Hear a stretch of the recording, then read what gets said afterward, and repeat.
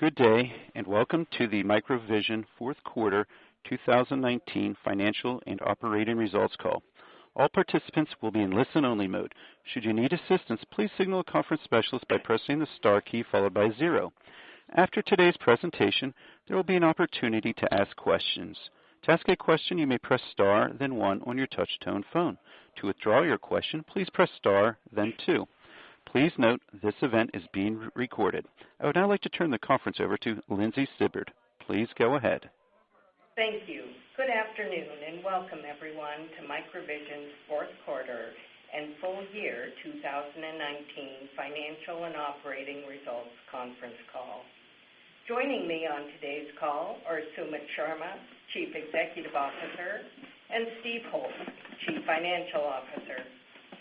The information in today's conference call includes forward-looking statements, including statements regarding opportunities to license our technology, evaluation of strategic alternatives, development of perceptive automotive LiDAR, potential effect of COVID-19 on operations, compliance with NASDAQ listing standards, potential partnership structures, expected customer orders, progress under and benefits of existing contracts and license agreements, the negotiation of future agreements, advantages of our technology, progress with prospective customers, business execution and abilities of management and staff, projections of future operations, growth, and financial results, product development applications and benefits, availability and supply of products and key components, commercialization of our technology, and potential market opportunities, as well as statements containing words like target, intend, believe, path, expect, will, could, would, opportunity, grow, potential, evident, create, evaluate, and other similar expressions. These statements are not guarantees of future performance. Actual results could differ materially from the future results implied or expressed in the forward-looking statements. We encourage you to review our various SEC filings, including our annual report on Form 10-K filed on March 6, 2019, our Form 10-Qs filed on April 26, 2019, July 19, 2019, November 6, 2019, and other SEC filings made from time to time in which we discuss risk factors associated with investing in MicroVision. These risk factors could cause results to differ from those implied or expressed in our forward-looking statements. All forward-looking statements are made as of the date of this call, and except as required by law, we undertake no obligation to update this information. The financial numbers presented on the call today are included in our press release and in the 8-K filed today. Both are available from the Investor Relations section of our website. This conference call will also be available for audio replay in the Investor Relations section of MicroVision's website at www.microvision.com. And now I'd like to turn the call over to our new CEO, Sumit Sharma. Sumit? Thank you, Lindsay. Good afternoon, everyone. First off, I'd like to take a few minutes and introduce myself to take on the Chief Executive Officer role and assume a position on the MicroVision Board of Directors. I joined MicroVision in September 2015, 4.5 years ago, to lead the company's engineering, operation, and R&D functions. Most recently, I served as Chief Operating Officer, where I have been responsible for business development, engineering, and operations. I have been fortunate enough to have the opportunity to drive our direction and execution for the last 2 years. I first became aware and gained appreciation of MicroVision's technology and what it could achieve in 2006 when I served as Vice President of Engineering and Operations at Micro Optical and through my time at Google X. I'm personally humbled, honored, and excited to have the opportunity to lead the company into the future with the support and commitment of a very capable staff. We are committed and excited, and we believe that our best products and opportunities are still ahead of us. As you know, we have been working with a North American technology OEM for a 2020 launch of our interactive display module in their product line, and we expected to complete a supply agreement. We were recently informed by the OEM that for various reasons, they were no longer targeting a 2020 launch of our product. These reasons were not related to our technology or capability to execute in production. They shared with us that internal considerations factored into their decision not to launch in 2020, but did not provide details on these discussions. This, of course, was a very disappointing and big surprise to us. While we worked with them to explore all reasonable options for a 2020 launch, the internal reasons for this decision was something we could not overcome. We believe that we remain in good standing with the OEM and its teams. As a result of this decision, the company would have faced financial challenges in 2020. Therefore, on February 25th, with a heavy heart, we announced a reduction to our workforce of approximately 60% to reduce our expenses and create an appropriate runway to allow us to monetize the vertical markets we have created products for, namely augmented reality, consumer LiDAR, and interactive display. We are currently actively engaged with multiple interested parties to evaluate various opportunities to license our IP as well as other strategic alternatives.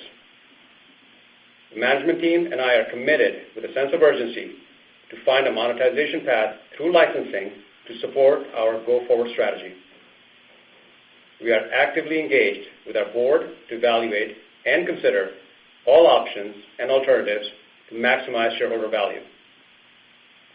Let me also comment on our April 2017 contract customer. We are amicably working with them to provide continuity of supply that is consistent with our contract and a non-exclusive license to use our technology in their products. Again, we believe we are in good standing with them as we cooperatively move forward. With our timely action to reduce workforce and the ability to raise additional funds using Lincoln Park facility as needed, we believe we have created runway that will allow us the opportunity to close one or more licensing agreement in the first half of 2020. We have retained critical staff needed to support technology transfer for a potential license agreement. I am impressed by our staff, who remain engaged in our path to recovery and growth. The value of the technology we have created is evident to them and confirmed through the response of our OEM partners, who include a list of the highest tier companies. I expect MicroVision to grow again through this tough time, and that our dedicated employees and shareholders will also enjoy the fruits of that growth in the future. I believe MicroVision's future lies in developing our perceptive automotive LiDAR products and entering partnerships with automotive Tier 1 suppliers. Since 2019, we have been actively engaged with presenting our technology roadmap to automotive OEMs and Tier 1 suppliers, and have continuously received positive feedback on our products and potential partnership structures. We are currently developing our first automotive LiDAR sample targeted for OEM demonstration in Q4 2020. I believe our perceptive LiDAR products will bring true solid-state automotive LiDAR capable of an operating range greater than 200 meters with perceptive edge computing in full sunlight, first to market. My desire to relocate to Seattle 4.5 years ago and join MicroVision was rooted in what I knew would be possible with our core technology applied to perceptive LiDAR products. I would again like to thank the board for their confidence to let me lead MicroVision.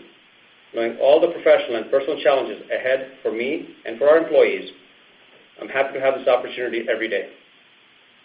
The path is tough, but not impossible, and I truly believe that our best days are ahead of us.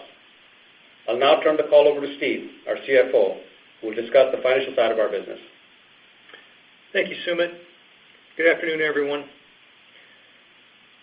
For the fourth quarter, revenue was $4.6 million, with approximately $4.1 million of product revenue, $376,000 of contract revenue, and the balance from license revenue. The product revenue came from two sources. First, $3.6 million came from the shipments of components to our April 2017 customer. And second, we recognized $594,000 of revenue on the projection engines we built for Reagan Tech. In comparison, last quarter we recognized $1.2 million of revenue, with about $1 million in product revenue and the balance in contract and royalty revenue. Revenue for 2019 was $8.9 million, $5.3 million in product revenue, $3.4 million in contract revenue, and $99,000 from royalties.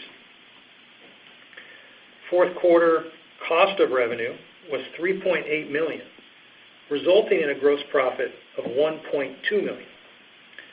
$594,000 in gross profit was from the revenue on the Reagan Tech units, which had zero cost of sales.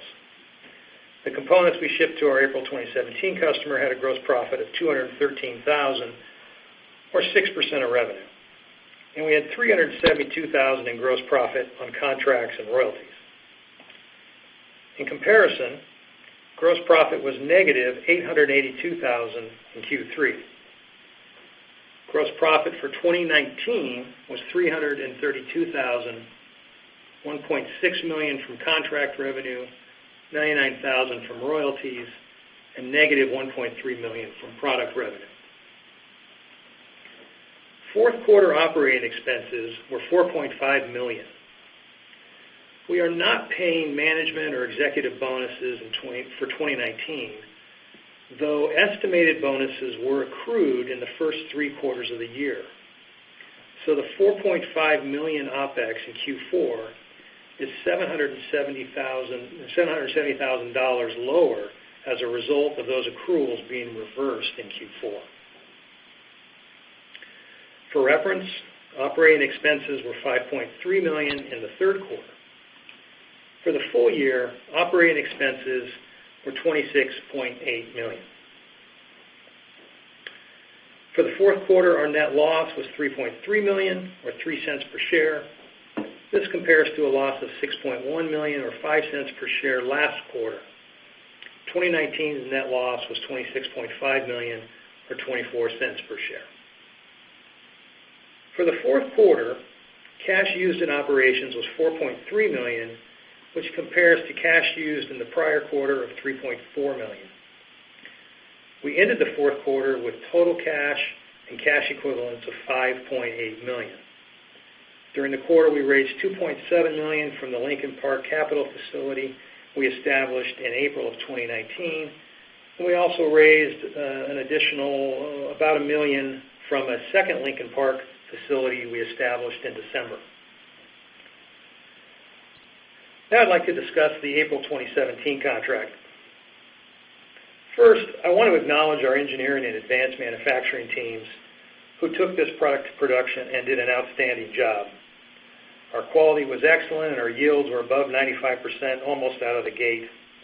Our teams really performed well and delivered a stable manufacturing process. The fact that our gross margin on this product was 6% in the fourth quarter is a function of the low volumes. The manufacturing has been very smooth. The backlog we had for this contract at December 31st was $6.7 million, and we've received another $1.7 million in orders during the first quarter. That totals $8.4 million to be delivered over the next several quarters. Obviously, the low volume and associated revenue and gross profit are not sufficient to support our operating expenses. So we are exploring transferring production to the customer and accepting a royalty for each component shipped. The royalty would be about the same as the gross profit dollars we earn on the product now. This would help us lower our cost structure and reduce working capital, but it maintains upside in the event the customer's product experiences higher volumes in the future. The discussions on that are ongoing. Now I'd like to turn to NASDAQ compliance. In late January, we appeared before the NASDAQ to seek a 6-month exemption to the $1 minimum bid price requirement. That request was granted, and the company has until June 9th to regain compliance. We expect our proxy to have a provision for a reverse stock split that would take effect if we have not regained compliance before our May 19th annual shareholder meeting. If we need a reverse stock split to regain compliance, the ratio for the reverse stock split will be determined by the board of directors based on the stock price at the time of the annual shareholder meeting. If a reverse stock split is completed, the percentage ownership in the company of each shareholder is not affected. Now I'd like to turn to the coronavirus. The virus did delay our production restart by a week after the Lunar New Year, and production has been slower due to fewer employees at the contract manufacturer. As employees clear quarantine, we have seen production increase. We do expect there to be an increase to Q1 production and possibly Q2, but we cannot accurately quantify the amount of that impact at this time. Our Redmond, Washington headquarters, at our headquarters, employees are both working at the office and from home, depending on the tasks that they're working on. Work is continuing to get done in a timely manner. Also, due to the virus, we have decided to hold a virtual annual shareholder meeting and not our usual in-person meeting. Information on how to attend the virtual shareholder meeting will be in our proxy. And finally, I'd like to note that I have enjoyed working with Sumit for the last 4.5 years, and I am looking forward to working with him and addressing the challenges ahead and making MicroVision a success. I will now turn the call back over to Sumit for a few comments before we open the call to questions. Thank you, Steve. I would like to reiterate our commitment and sense of urgency to secure partnerships to license and monetize our product verticals and other strategic alternatives that maximize shareholder value. We are thankful to our employees and shareholders for their continued support and opportunity to create a stronger company for the future. Thank you. We will now open the call to questions. We will now begin the question and answer session. To ask a question, you may press star then one on your touch-tone phone. If you're using a speakerphone, please pick up your handset before pressing the keys. To withdraw your question, please press star then two. At this time, we'll pause momentarily to assemble our roster. The first question comes from Glenn Mattson from Ladenburg Thalmann. Please go ahead. Hi, yeah, thanks for taking my question. As it relates to monetizing IP,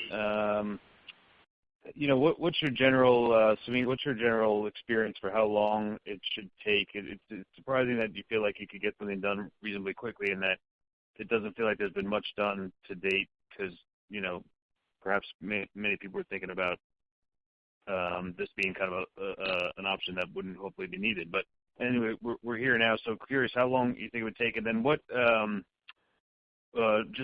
part of the patent portfolio is viewed to you as like core and something that you wouldn't want to part with almost under any circumstances, and which parts are more likely to be monetized in the medium term? I think first off, you have to think about it that, being a public company, all our partners always know we're up for any kind of opportunity they want to present. They're always evaluating us, right? And we are engaged with some of the top OEMs in the world that value our technology, right? Sometimes because of NDAs, we're not able to talk about it, but in general, I think they are aware of us. So I clearly say that I believe very strongly that in first half 2020, we should be able to get some level of agreement with one or more on the product verticals. So I think that your question had two parts. The second part was what part of the IP portfolio, patent portfolio. When you think about IP, you think about not just the patents, but also our designs, our products, our know-how, our algorithms. There's a whole body of work that goes with it. So if you think about our interactive display module, for example, right, a product that some of you have visited, some folks have visited CES and other have had an opportunity to look at the devices. These are real things with real production lines and ready to go. Think about the licensing as in like that design could be licensed away, right? So people are engaged, as I mentioned. They're actively looking at it, and we're working through them. Their questions of due diligence and, looking forward to finding a common ground where we can agree.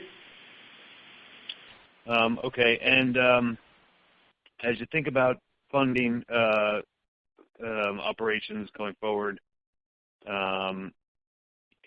do you bake into your plans some level of expectations that the customer, the large North American OEM who decided not to go into production, do you factor in that they could come back in 2021, and you need to be prepared for that, or is that I guess how much of that kind of thought process are you laying in? No, that's a good question, right? So that's the subtlety. The 2020 launch is what is not happening. We're in good standing. All other options for 2021 obviously would be available. But for us to continue funding out through 2020,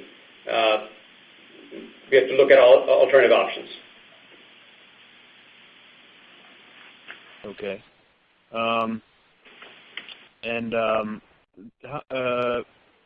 Perhaps, can you give us an idea of how much is left on the Lincoln Park in total? You mentioned that you talked about 2 different facilities. Yeah. The line that we set up in December was a $16 million line. We took $1 million in fourth quarter. That'd be 15. And is there anything that could trigger I think I've read through the documents pretty clearly, but is there anything that I may have missed that could create their ability to get out of that agreement at all, or anything? I can't give you a blanket statement, but there's nothing that I'm aware of at this time. Okay. All right, I think that's it for me. Thanks, guys. Again, if you have a question, please press star, then 1. I'm just being nudged by somebody here in the room that said I may have misspoke when I said the cost of revenue number. I may have said $3.8 million, and the number's $3.4 million, so just correct that.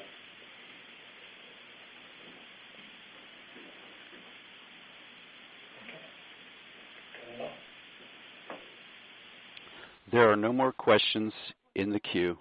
This concludes our question and answer session. I would like to turn the conference back over to Sumit Sharma for any closing remarks. Thank you, operator. In closing, I want to thank our employees, business partners, and our investors for their continued support. Thank you. The conference has now concluded. Thank you for attending today's presentation.